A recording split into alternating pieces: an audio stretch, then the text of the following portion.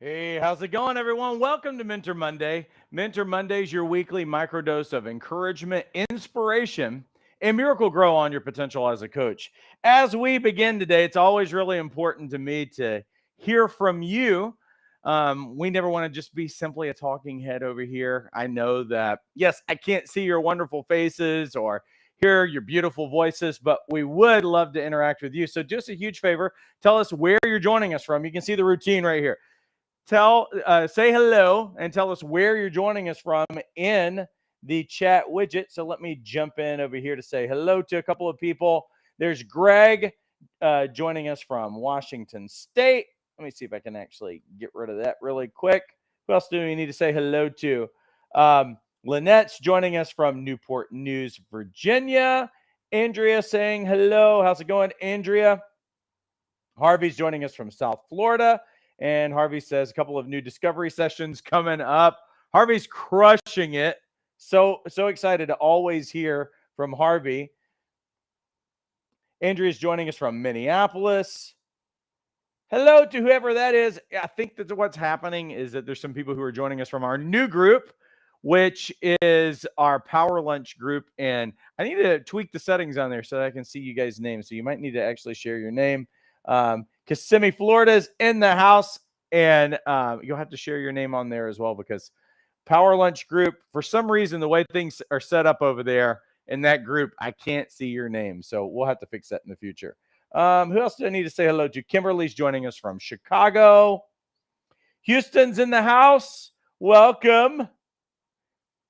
Anybody else like to say hello to us? If you're just making it in, we haven't jumped in yet.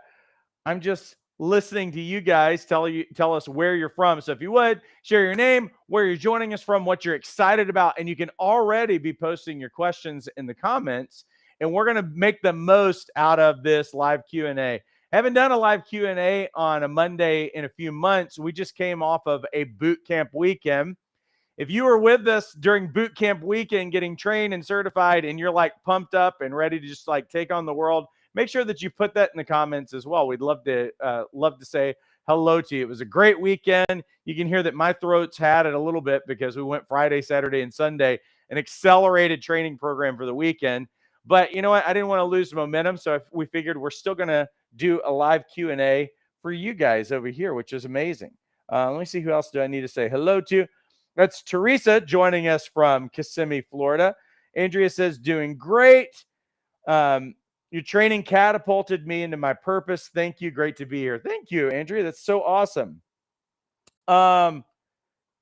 We've got Diane joining us from South Carolina. Boot camp was great. So awesome. Lynette says that boot camp was awesome. Thank you so much for that. So good. Anybody else like to say hello? Just saying hello to everybody really quick. And again, the live Q&A is all based on your questions. So for however long we're going to go tonight, it's all going to be based around your questions. So you can go ahead and start submitting those questions in the comments, and we will do them. We will do those things live. Anybody else that I need to say hello to really quick? We got Nigeria in the house. We also have Sylvia from Nigeria. So good. Welcome. Let's see who else I need to say hello to really quickly. Anybody else like to say hello? Again, start posting your questions now. Let us know you're here, but also post your questions in the comments, and we're going to get to those things. There's William joining us from Dallas, Texas. Leslie checking in and saying hello. Hey, Leslie. All right. Well, keep those coming in. You can post your questions in there. This was a question that actually happened last night. Let me make sure that we actually get that on there. It's a question that came through last night that we didn't get to during boot camp. And I actually had a coach that was emailing me personally earlier this morning, and we were kind of talking about this particular issue. So I want to jump on that. And you can see the question right here. And the question, I'll have to read it because I can't see it on my monitor over here, is, what do you think about sliding scales for fees? It's a really great question. And obviously, for me, I'm not going to have a simple answer. You guys know that I'm not going to have a simple answer. You know what I'm going to do? I'm going to ask you questions. because what I have to get down to is meaning. If somebody, a brand new coach, aspiring coach that wants to start a coaching business, asks me a question about sliding scales for fees, well, then I've got questions for them. And I'm going to write some of those questions down for you guys really quickly. So let me see if I can get my whiteboard up really quick, and we're going to talk about this. What do I think about sliding scales for fees? Well, I've got some follow-up questions for you on that. First question that I'm going to ask you, and it really depends. The answer to what do I think about it and should a coach offer sliding scales for fees is going to be based on what your responses are to this. So your yes or no response to this is going to come out of my questions, okay? That's why I'm going to put these questions, and it's not a trick thing. It's just going to be a question, okay? First question that I have for you. What is informing this question? Because we don't just have questions like this. We don't just have a question like, hey, Paul, should we? Not a question like this. People ask me questions about coaching stuff all the time because they want to know things and they're trying to get information and they're figuring out a how to. This is not a how to question, though. This is, Paul, what do you think about sliding scales? Should a coach offer sliding scales for fees? And this is the first question that I would ask. What is informing this question? Where is this question coming from? What's the origin of it? And I think that a lot of people want to basically tell me that the origin of their question comes out of compassion, that they want to help people or they want to help as many people as possible. And I think that that's fair. I think that that's also really valid. But I've got a few more questions for you because we want to make sure that that's what we're really talking about here. Okay, are we talking about compassion? Or are we talking about something else? Because I've got a few more questions along with that. Here's a few more questions that I've got to ask you. For those of you who are thinking about sliding scales, basically different prices based on who you're working with. Here's the second question. Have you built your coaching practice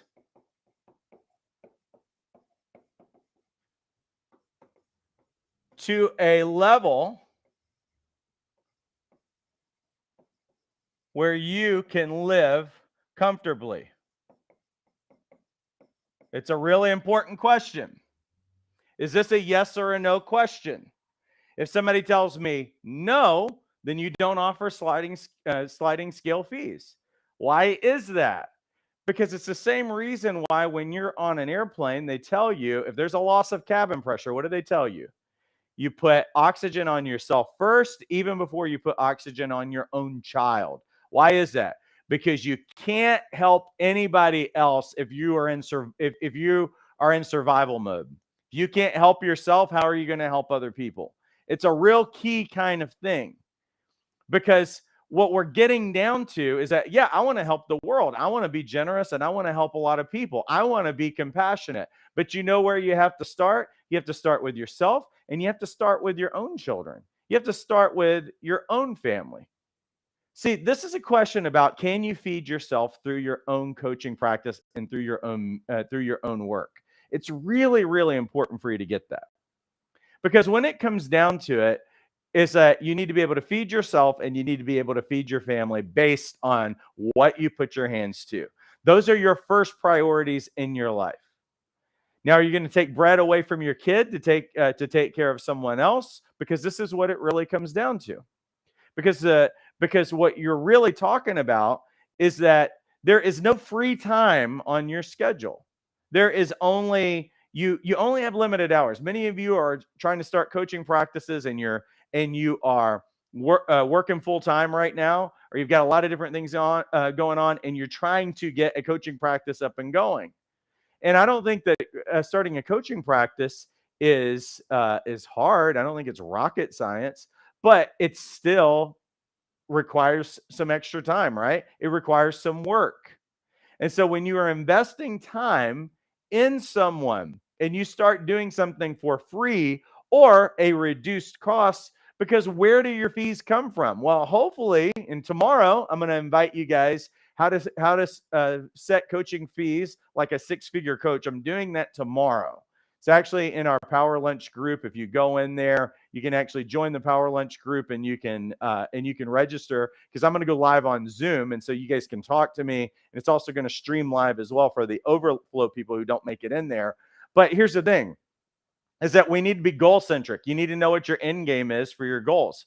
If I take 1 hour out of my life, out of my week, and I'm taking a reduced fee, my assumption is on my fee is that it's helping me get to my goal for my business, for my family, and everything that I'm trying to establish. So what you're saying is that when you reduce that, you're basically saying, well, I'm having to put my goals for my family and my business secondary, because my fee is really based on that, right? And so that's what we're doing. So where we have to start is first question is, what's informing this decision? Is it truly compassion? Because I've got some more questions. Well, how have you built your coaching practice to a level where you can live comfortably? You have to understand the difference between what is seed that you are sowing and seed that is for bread. What do I mean by that? You need to know that every hour, every ounce of energy, everything that you put towards in your business, you can't replace yourself, and you can't replace your time as an aspiring coach. You need to know if your time that you are sowing is seed time or if it's bread time. I need to know what I'm doing. What does that mean? Well, sometimes we're sowing things that is, you know what, I'm making this investment for something else. And sometimes this seed, I should not be sowing it because I need to actually eat from it, and my children need to eat from it. And sometimes people, even aspiring coaches, get those things mixed up.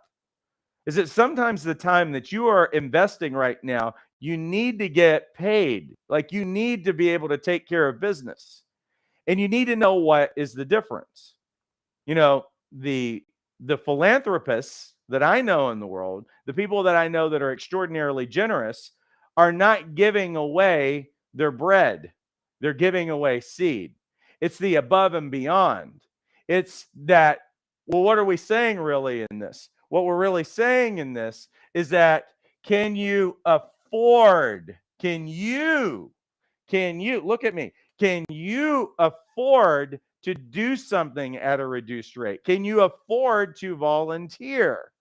What do people do when they volunteer? Well, they usually have a full-time job, and they're usually taking care of business, and this is something accessory above and beyond what they already do.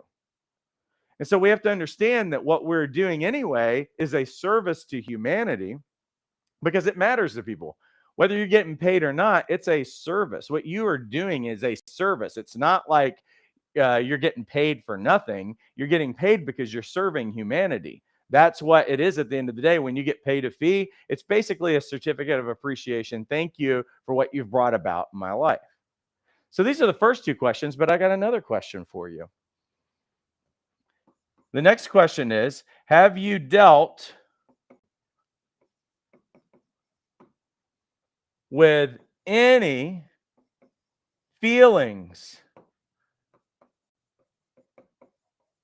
that you don't deserve to make money or thrive? Because unfortunately, when I hear this question from an aspiring coach that doesn't even have a client yet, or maybe they only have a client or two, it's coming out of, I'm undeserving of being paid that kind of money, or that there's something wrong for me getting paid that kind of money. Or there'll be some kind of a belief system that says, oh, well, getting paid that kind of money will corrupt me.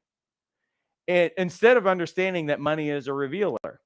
Money is going to reveal whatever is actually in your heart. It's not going to make your heart bad, because money is neutral. It's a transaction. It's how we exchange goods and services. It's how we say good job. And so when a coach comes at me and they start talking about sliding scales, it's starting to, in many cases, when people ask that question, it has a lot to do with what's going on in their heart, whether or not they think that they have personal value, whether they have worth, whether they are actually worth the money. And so, have you dealt with any feelings that you don't deserve to make the money or to thrive in life? Is this what's going on in there? Have you dealt with all of those things? What is your current relationship with money? How do you see it? Because that's a really, really good indicator. Like if you have a bad relationship with money and the way that you see it, the way that you view it, or the way that you view yourself, sometimes, I'm not saying all the time, I can give people the benefit of the doubt that we have compassion for people and we want to help people. But when a coach coming out of the gate asks me this question, see, like for me on my end, after I've established my business and after I've taken care of the major priorities in my life, which my number one priority in my life is my wife and my kids and the livelihood and putting things together so that they're taken care of. That's my number one priority in life. I have to understand that. And there's nothing wrong with that. I put my family before myself. I don't need much of anything. When I started out as a coach and I would get invited to go speak places and travel, and I knew that there was also money that was involved, let me tell you this. When I started my coaching practice, I never ate out. I never did anything. I can remember I was working a full-time job and eating popcorn 3 times a day, because that's what was available free in the break room so that I could save money and it wouldn't take, because what did I see? I saw the money that I got was bread money. It wasn't seed money even for me. When I would go and travel out of town, I would put a granola bar in my bag and I would drink water and I would travel all the way there. And then you know what I would do? Whatever honorarium I got, whatever money I got from what I was doing there, I would put it in the bank before I got on the plane, because I was like, if something happens to me on the plane, I want to make sure that my family is taken care of. And I would travel all the way back, and the only snacks that I would eat in that entire day. And here's the thing, it was really hard to, sometimes that would be like a 10-hour travel day. And pretty much the only thing that I would have is like some airplane snacks or whatever I brought from home along the way. So I know I take this very, very seriously, that is how things have to be in order. Listen, it's not a good practice to give bread to other people if your kids are going hungry. We have to really understand, and there's nothing selfish about that, because I believe that that's what we're entrusted with first and foremost. I think that there's something really wrong if we put anybody else above that.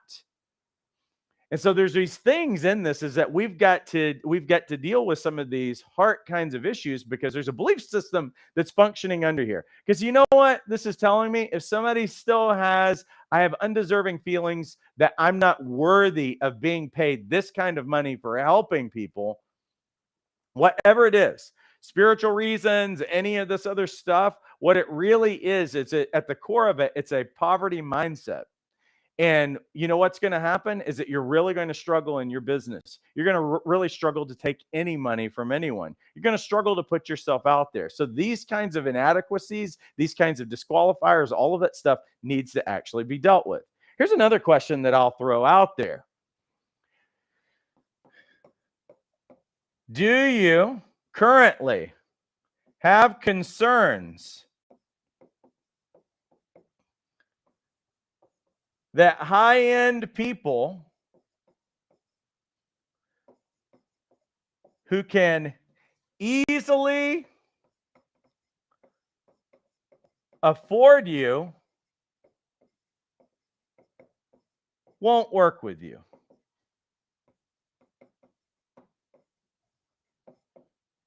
Why is that important? Because it's scarcity.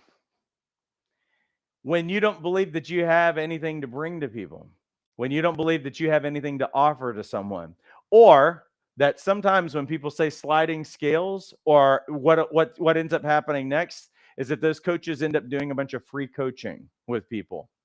And those people don't get results, and then the coach washes out after a certain point, because they're either doing free or they're doing reduced fee coaching. And what ends up happening is that they can never break into any kind of financial freedom. They can't feed their family on this, so they have to stay in the job that they hate, tolerate that kind of life, and then they completely wash out. It's not even about whether or not they're a good coach or anything else. We're truly dealing with some heart issues that are going on and are at play. And that's what ends up happening. Because at the root of it, at the core of it, is something where they believe that, well, high end people or people who could really afford this fee, I don't think that they would want to work with me because in my heart, I don't believe that I've got the credibility. I don't think that I'm good enough.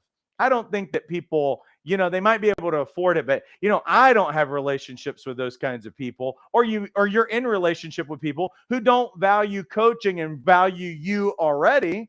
And so you're doing, in many cases, for other people, things that are free, or you're working for a job that is thankless and they're not rewarding you right now. So it starts warring against your own sense of self-worth, and it leaves you in a scarce place. And here's the thing. If you're hearing from friends and family members who are like, well, I would never pay $150 an hour for a coach, you know what's true about that? They won't pay $150 an hour from you, but they won't pay it for Tony Robbins. And I guarantee you, Tony Robbins charges a lot more than $150 an hour. Guaranteed. They're about thousands of dollars an hour. What we're really talking about is people who are never going to be your client anyway. So you can't be invested in what they have to say about your business.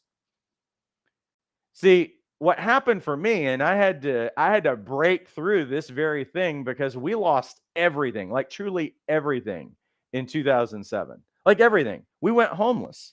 And so the reality is that when you go homeless and you've lost everything and you're kind of like stuck, then there's a certain amount of trauma that comes with that. And there's a certain amount as a dad when I was the only income and I lose my job, and then I go and get a stable job that was a fraction of the income that I was making previously. It leaves you in some scarcity. When you have a 400 credit score, like I did, I'm not lying about this. I have 400 credit score, and I'm meeting with a client who has a convertible Mercedes that they're driving in and pulling into the Starbucks that we're meeting at, and I'm driving up on a 150cc scooter, and I park it in the parking lot next to it and take my helmet off because I didn't want to be seen as somebody who wasn't very successful. And then I go in there and I'm meeting with them. I guarantee you, it starts making you address some of those kinds of things. But here's the truth, is that I absolutely belonged at that table with those individuals. Your bank account is not a good indicator of your success. Your credit score is not a good indicator of your success. We can't be marking ourselves and allowing our struggles financially or our parents' struggles financially or anything else, marking that as an indicator for a life and our identity or anything else. And that's what ends up happening. And so we disqualify ourselves from the bigger places that we're supposed to be showing up in life. And what I found is that all those people that I was working with, all these high-end people who are commanding like big sales teams and making a lot of money and all of those other kinds of things, what I kept finding as I went along is that they had problems with things that I had dealt with many years before, that I'd overcome, giants that I had killed long ago. They had incredible confidence in making money. I mean, how many people do you know that are A-listers that make a lot of money and they're on the cover of magazines and they're all over the websites and everything else, but their personal life is a disaster? They did some things at the cost of relationship with their kids, some of these other things. They have substance abuse issues and everything else. We have to know that money is not the ultimate indicator of success. That happens in here before it starts manifesting in other kinds of ways. And so what I'm saying in this is that if you have concerns that high-end people who can easily afford you won't work with you, and so the result is I'm going to go over here and I'm just going to play small ball because I don't feel like I'm deserving, then we've got to go after that scarcity. We need to go after personal self-worth, because if you do not, it will make you self-sabotage in your business. That's why I'm asking these uncomfortable questions about this. Because I believe that each and every one of you have compassion in your heart. But if that's not what's truly driving this, if you are not fully funded in your practice before you start trying to offer help to other people, then you've got to get things in alignment. You've got to get priorities right. Otherwise, you're going to be a starving coach, you're going to be a struggling coach, or you're just going to be this is going to be a side gig for the rest of your life. And you're going to have to take what is secure over here and help a few people in your spare time. And I don't want you to be like that. The other question that you have to ask in all this, and this is really the final question, is the last question, because this is a big one, is who's going to pay for it? And when I say that, I'm talking about your time, and I'm also talking about the fee itself. Because again, what you're creating is that you're creating a deficiency. If you have a couple of those and somebody's supposed to pay this kind of a fee, but you've got one that's paying this one that's paying this one that's paying this. Well, you know what? Where's the gap going to be covered? Are you saying that you're going to have your highest paid clients cover the gap that other people can't afford? That's a moral and ethical issue, in my opinion. Allowing other people to pay what you're giving somebody else for free, but you're going to be okay with somebody paying $150 an hour for something else. Like that sounds kind of messed up. And what you're going to see in your heart is that's not going to resolve very well. So you know what you'll do is that you'll not charge your max fee for anybody, and you'll bring it in the middle, because I know that you guys are moral and ethical people.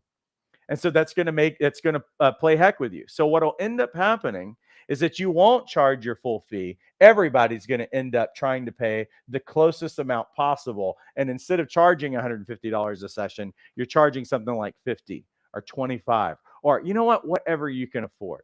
Here's what's true. I'm going to talk about this a little bit tomorrow, but as a preview for tomorrow. But here's the thing, is that people pay for what they value. Pretty much, here's what you'll find. If somebody wants phone service and they go to Verizon, do you know that they don't do sliding scales at Verizon? They don't. They don't do sliding scales at grocery stores. They don't do sliding scales pretty much anywhere. You know what they'll do at Verizon if you go to get a phone there and you don't have good credit? They'll actually make you pay more. That's what they'll actually do, because they have to cover this, because they can't take it out of another customer to cover what they're to cover the bargain that they're going to give somebody else. They can't. Their shareholders wouldn't go for that. It's a really dangerous way to build your business. So what they say is that if you value this, then you're going to pay what it's actually worth. And if you don't value it, you're not going to get helped by it and get benefit from it anyway. Because the hard reality is that cut rate coaching and free coaching doesn't get the same results as the people who have skin in the game. Think about it with your own children. For those of you who have children, you know, when recently we bought our daughter a car, but we went 50-50 in with her. We said, hey, you know what? This is what we've initially put aside. If you don't invest anything, here's what we'll put in. But if you'll come in, whatever money you come up with on your own, we're going to double. We'll match it, whatever you come up with. And you know, the way she treats that car and the way that she thinks about life is a completely different way than if I just handed her a car. And I could afford to hand her a car. But the reality is I hand her something, then there's a real chance that there's no skin in the game. So she just treats it as something that's common. But when she's put her own work into it, when she's put blood, sweat, and tears, now there's skin in the game. And I show up very differently in life in my approach to all those things and the way that I honor it, because it's all about value and benefit at the end of the day. So here's the way that we would look at this. If you were able to look at this, and you said, yes, I've built my coaching practice to a level where I live comfortably, then I'd say, yes, you can offer sliding scales fees. But if you can't say yes to that, then don't. Have you dealt with any feelings that you don't deserve to make money or thrive? If you can say, yes, I have no undeserving feelings, I have no bad relationship with money, then yes, you can offer sliding scale fees. Do you have concerns that high-end people who can easily afford it won't work with you. If you can say, no, I don't have any concerns about that, then yes, you can offer sliding scale fees. But if you can't say no to that, then don't. Who's going to pay for it? If you don't have an answer to that, if this is not seed money, if it's not seed time, because this has got to be dealt with, then you can't do it. So those are the questions. There's probably a few more questions that I could ask you, but those are the questions. And because it's really all about what's going on in here. And from a practical business sense, are you in a position to be able to be generous to other people? And the first people that you have to be generous to are the people that are entrusted and are counting on you in life. And then we can look past that, because at the end of the day, I think that my heart's going to judge me very harshly if I don't take care of my kids and what I'm stewarding right now first, before I try to go out and do other kinds of things. So hopefully that's helpful. And that was maybe a pretty decent way to start. Let me look in the chat really quick and see if I need to say hello to anyone in here. There's Juliet and Atlanta. We've got New Zealand in the house. That's so awesome. Here's a question. I write under my own name and another name. Should I frame my life coach business under my name too? Or would it be better to have a pseudonym or maybe the business name? Well, I think that most cases people are going to want to know what your legal name is, as far as that's concerned, in terms of who they're working with. And unfortunately, I can't see. I'm not able to see what all of that looks like in your life. But obviously, people who are working with you are going to be dealing with your legal name. Should you use a business name or your own personal name for the brand for your business? Well, I think that that's up to you. The biggest thing about branding, we have a whole 13 hours that I teach on branding to our Jumpstart crew. And here's what I would say about that. Your branding it's not important to be clever. It's important to be clear and simple, because clear and simple beats clever any day of the week. So what we want is that anything that you do with your branding, that it's clear who you help and what problems that you help people solve. That's the most important thing. So I don't care if a coaching practice is in somebody's personal name or if they've got a brand name or whatever, as long as it's clear for people when they go on that website in seconds, who is this for and what problems does this coaching practice, what problems and what solutions do they help people get? So hopefully that makes sense. What is your opinion on obtaining leads through third-party companies like Thumbtack? Any thoughts on pricing and how to package or what the general price coaches are charging? Andrea, join my workshop tomorrow, how to set coaching fees like a six-figure coach, because I deal with every bit of that tomorrow. Not the leads part, on pricing, how to package, or the general price and all of that other stuff. I cover all of that there because it's a longer answer and I can't do justice to it right now. When it comes to Thumbtack, I'm not familiar with what their lead generation process is. Here's what I do know. I do know that a lot of lead generation stuff that's out there for coaches is not, a lot of it that's out there is really unqualified, because people choose a coach because they have built a rapport with them and they believe that they can actually help them. It's a relational business. A lot of coaches are trying to use lead factories because they're afraid of rejection. So they'd rather get a warm lead. And what ends up happening when they get a warm lead or somebody who's interested in a coach, when they talk to them, now since there's not a high value that they see in this person, now they have to offer just like rock bottom prices that doesn't serve what that coach's goal ultimately is.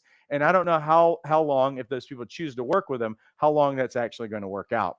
So I'm mostly, for the most part, a no when it comes to lead generation when you are starting out as a coach. When you have a name, when you have name recognition, when you have a clear solution, you have a product that people want, I will say that coaches at a certain level will actually have sales teams.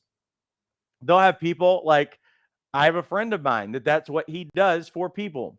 He closes people because it's a really, we're talking about thousands and thousands of dollars. And since the coaching things that they are doing, the solutions that they are buying are so expensive, they have closers on it. And so those people do have a whole lead generation thing because the product's been out there in front of people. It's a really expensive product. There's something about it that they have, wow, these people really want it. And so what are they doing? The coach at that point isn't even dealing with the people who are the leads are coming from or anything else. He's got closers. Like he and she, they have closers. Like I know another coach, she has closers for herself. And so she doesn't even deal with any of those people until they're closed. And so that's the thing. Like lead generation on that level, I'm all about it. Not lead generation for aspiring coaches because there's because there's generally no pre-qualification that's done. And I think that coaches who are trying to do it are generally trying to avoid hard work and rejection. And I think that when you're starting out as a coach, I don't think it's that hard, but there are steps that you need to take and you got to put yourself out there. And sometimes, and you have to perceive rejection in a different kind of way. Like not everybody's going to be your client. And it's all about nurturing a relationship with people so that they will pay your full fee and those kinds of things. So hopefully that's helpful. Hey, Tara from Vegas. Awesome.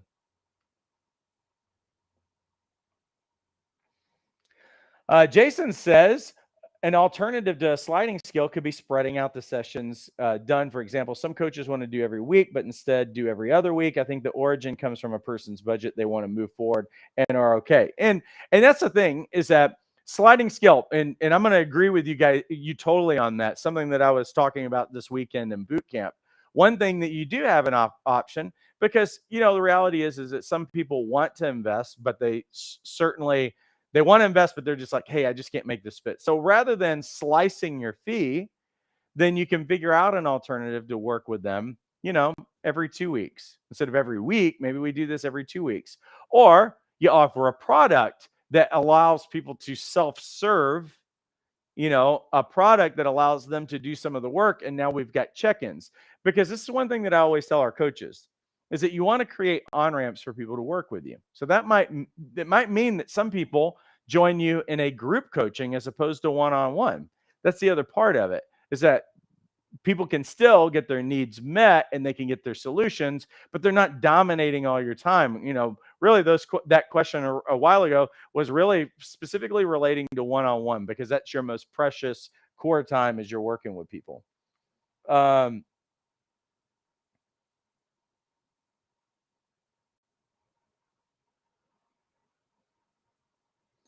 Rosetta from Michigan. So awesome. Tara's talking about that book, Rich Dad, Poor Dad. That's awesome. Atavia. Hey, how's it going, Atavia? There's Jennifer. Welcome. Awesome. Let me go back in time. In your experience that you see from coaches, do you think there's a demand for coaches who support other coaches through eliminating or working through limiting beliefs? Well, I will say this. I confront it all the time for coaches because it's definitely been part and parcel with them being successful. One of the things that I would say, I'm going to flip it over here really quick, and I'll mention this, and some of you might remember it from other times that I've talked about it. Let me see if I can change the color here. Where people are in most cases in their life is that most people are really living, if this is age 0 and this is age 100, we're talking about end of life, and where are we at? We're at 75, we're at 50 here, we're at 25 here. Most people in their own pattern in life, by about age 8, they have thoughts, beliefs in their life that they're going to really function out, values, all of that other stuff. A lot of that stuff's going to be pretty solidified about right here.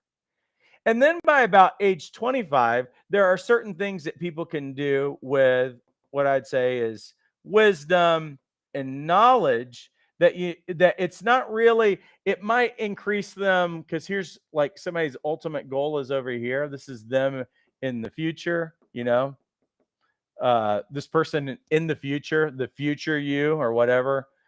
See, most people will never reach because that's going to require them to get up here. Most people will never actually reach that. What they'll do is there's going to be a bump here, and then there's and then there's going to be a bump that kind of happens through wisdom and knowledge. And about 35, mostly people are going to be leveling off in life. Now, some of those things in the future might deal with money, and they might be able to, get some wisdom and knowledge and training, change their job and get a little bit closer. But the reality is that most people are pretty much going to level out, because the level out is going to be in thoughts and beliefs, and it's also going to be in actions, because the actions follow the thoughts and beliefs. To get up here, I use the example of Elon Musk. If you want to be an Elon Musk, if Elon Musk looked at your bank account, he's going to have a thought. If your bank account was Elon Musk, he would have a thought about it. And he would also have a belief about it. And he would also have a action around it. And you know what? These realities for Elon Musk did not just simply come out of wisdom and knowledge, but they came out of a higher thought, a higher belief that ultimately got a higher, more quality action out of it. So what I'm saying is, to live next level means that you have next level thoughts and actions that get you to where you want to go. And many coaches want this, but their thoughts and beliefs are here. So it makes the actions that they need to do to get their coaching practice up. It's like we were saying just a while ago. Some people are thinking, oh, I want to offer sliding scale fees, and I'm pretending like it's all about compassion, when in their heart, the belief is they don't feel worthy enough. They don't feel like they can play with people who they're in the same league with people who could pay that fee. So they'll charge a nominal fee and they'll play a smaller game. Bigger game means I've got to have different thoughts about myself, to have different thoughts about money. I have to have different thoughts about life, my family, the future, all of those kinds of things. And it means that I have to have different habits. I have to have different actions, all of those kinds of things. So you're definitely right. I try to address those things all the time, particularly with coaches who, if you ever watch a line of Mentor Mondays, there's always going to be something that circles back to this thing, because that's where the answer is, because it's never a how problem. It's always a belief problem. Get your beliefs right. Your how always follows. Because here's the thing that I know. All the people that I've coached for years and everything else, it's not about what's even happened to you in your life. One person that keeps inspiring me in their life is somebody that I knew was incarcerated from a young age for many, many years. Now, a lot of times when you get incarcerated for that long, it starts to become a part of your identity, and you come out and you never change, and you end up going back to prison. But this person, for some reason, if you ever met them, you'd never know that was just true not that long ago, really. And they're killing it. We're talking about somebody who's making hundreds of thousands of dollars a year now. And it's because of what they believed about themselves. Now, they've got a great work ethic and everything else, but it's what they believe about themselves. Because if I took that person and put them in the middle of a desert, they would build something. I know that for a fact. It's one thing that I can find for any of these people. You know what? Elon Musk even got my bank account. I guarantee you it wouldn't be that small for very long, because of the thoughts and the beliefs and the actions that he's willing to take. That's what we have to really understand. And so, yes, coaches, just like anybody, have to work on these kinds of things, because, and really all of us do, because all of us, none of us can say we've lived into our potential. I think our potential is infinite. We haven't seen the end of it, but there's definitely a line in the sand that we haven't been willing to cross, because it's uncomfortable, fearful, doubts, insecurities, all of that kind of stuff. So all of us, really all of us who are sitting here today, me included, I work on those things. I go after that stuff, but I'm much more manifested than I was probably 5 years ago, even than I was a year ago. And I'm not, you know what? The cool thing is that we'll never level off as a result of that. We can always develop, we can always be pushed, and we can always go farther. So, great question.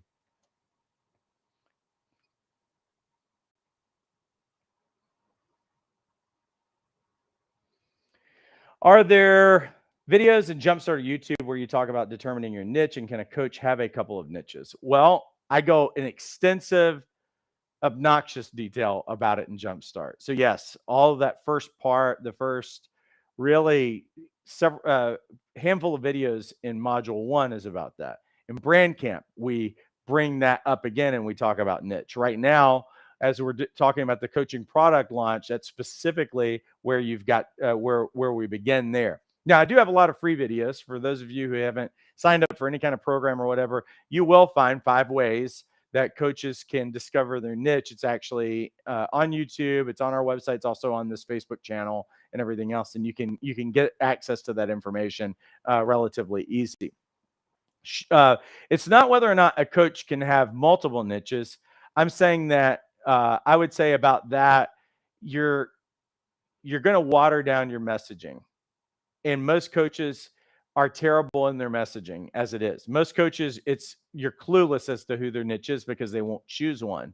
And they try to be generalists, and it makes it really hard to get any traction in their business because nobody knows what they stand for. Nobody knows who they're helping, and nobody knows what they're actually helping them solve. So I think of a niche like dating.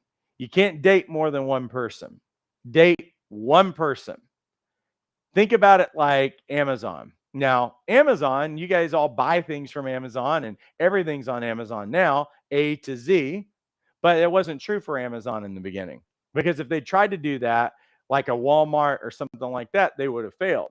Amazon, when they started, Amazon started by selling what? Books, but not just books, a niche of a niche. They sold used books, but not just used books. They sold used textbooks. That's where they began. Now they grew and acquired more and more, and they expanded everything that they did, but they started with really a niche and what I would say is a micro niche before they did anything else. And that was the key to their success. As it is, coaches struggle with their messaging so badly already. It confuses not only them, but everyone. What are you going to talk about whenever you're in front of someone? Can you explain in 30 seconds who it is that you help and what problems that you help people solve? And if you can't, then you're confused about what it is that you do and who you help. And you'll confuse other people. So I find that most coaches sit around trying to explain coaching to people, and they'll sit there like 10 or 20 minutes, and everybody's confusing, including the coach. So focus it all on decide who your who is. And some of those questions that I'll ask that makes it really easy to figure out, well, how do I choose a niche? Well, one of those things that I say, because sometimes coaches will say, well, I'm thinking about 2 or 3 different niches. Which one should I choose? And what I'll usually say is, hey, if it was guaranteed that you're going to make 6 figures with any niche that you choose, but you can only choose one, which one would you choose? And usually, because it's a reframe, a coach will say, oh, well, I would choose this one. And I'm like, well, that's the one that you should go for. Even if you think it's a small niche, it's not about trying to serve 1 billion people because you never will. It's not about how many people are in something. When you specialize in something and it's for a select group of people, then you're the only one in the market. You've got 100% market share, and you can be a 6-figure coach off of 5 people. It's really easy. So hopefully that's helpful. I'm going to give it about 30 seconds to a minute. I know I'm a little bit ahead of you guys. So if you guys have any questions, I'm more than willing to answer them for you if you've got anything left. And if you don't, you know what we'll do? We'll just peace out for the day, and we'll assume that is it. But let me pay the bills really quickly. For those of you who have not gotten trained and certified as a coach, this is the most extraordinary opportunity that I can offer you. It's our Jumpstart program. Jumpstart, when we started out in Jumpstart, it originally was just about 25 or 30 core modules that are the steps, the A to Z on how to build a coaching practice, how to discover your niche, how to choose what that niche is, how to attract clients, what is your consistent plan, your strategic plan every week, what should you be doing every week to actually initiate contact with people and to nurture a relationship with them so that they become clients. We give you the explosive first coaching session that if you do a discovery session with this template, it demonstrates that you can help people get solutions. We walk you through that entire process, whether you're trying to be a traditional coach, a hybrid coach, or a fully online coach. We've got a path for you in that. And so Jumpstart these days does not just include that program. It also includes a live group coaching call where every Wednesday, just like this, I not only answer questions through Zoom, because we've got a great community of people inside of Jumpstart. Not only do I answer their questions, but I give feedback on what people are working on. So if people have a new website up, if they had a coaching session with someone and they recorded it and they're like, "Hey, Paul, would you give this a listen? Uh, tell me what I can do better or whatever." All of these things, because here's the thing, is that we give you the steps self-service, but we also have a supporting role because we don't want you doing this thing alone. The community is extraordinary, brilliant people, some who are so crushing it just a few months into their business. It's astounding. And so this supportive community who everybody's like looking and giving feedback. And if you wanted to beta test something that you were doing new, like some kind of new coaching product, the people in the group, everybody's always willing to support, celebrate success. It's a dynamic community. That's one of the biggest selling points. But you get trained and certified inside of Jumpstart. You get boot camp like we did this past weekend included in Jumpstart, which is a full weekend of training, accelerated training where you can knock out your certification in a weekend. You get brand camp, which is 13 hours of about marketing messaging, which is going to take all the guesswork out of how to write a sales page, what color, color schemes on your website, search engine optimization, how do you write an email. We cover literally everything. There has not been a question that a coach has ever had that we have not addressed, if not 5 times, 500 times in the 6 years since we've been running the program. $97 a month with a 3-month minimum commitment. There's a link inside the description of this video. You need to get on this because we could easily charge thousands of dollars for this program. Most coach training schools only teach you how to coach people, and they charge you thousands of dollars just to get trained and certified. We're talking about $97 a month with a 3-month minimum commitment, and you do everything: training, certification, business development help, support with a community, and also support in live mentoring on Wednesdays inside of a group setting. It's an amazing opportunity. You shouldn't pass this up. Like, people are doing this. Like, people who had no traction, no nothing. It was just a dream to become a coach, are right now getting paid working with clients, and it's just been a few months. So it works. And I can't guarantee you your success, but I can guarantee you that there's a support and the process works. If you just, sign up and you'll put the work in, you can absolutely do this thing. So let me get back over here and see if there's any other questions. I don't see any new questions over here, and that's completely fine. So I guess that means that maybe we did a pretty decent job. Hey, let me give you guys a link. I'm going to stick it inside of the comments, and you can find this. And it's in our new group, and it's a free Facebook group called Power Lunch with Paul. It's Power Lunch for Coaches. And I'm going to be going live on Zooms on Tuesdays. And tomorrow, again, tomorrow is going to be how to set coaching fees like a 6-figure coach. And so you can get signed on. You do have to register if you're wanting to join by Zoom. Otherwise, you just have to watch the stream and kind of join like you're joining right now. So listen, everybody, I appreciate you guys all immensely. It's been a great weekend. It's going to be a great week. I hope to see you in the morning. That's going to be at 10 a.m. Pacific, noon Central, 1 p.m. Eastern, how to set coaching fees like a 6-figure coach. We will see you then. Thanks so much.